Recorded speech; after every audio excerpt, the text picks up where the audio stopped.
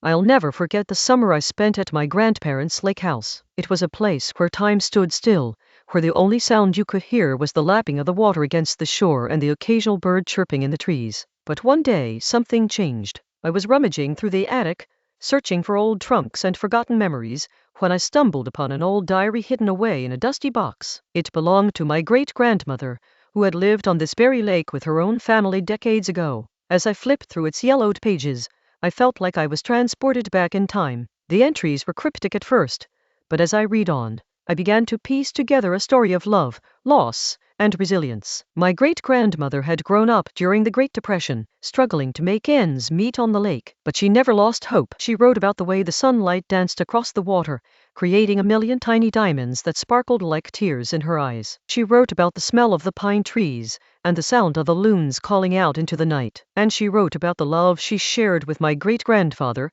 who had come to the lake as a young man seeking adventure. But what struck me most was the way my great-grandmother had found joy in the simplest things. A sunset on a summer evening, a picnic by the water's edge, a walk through the woods.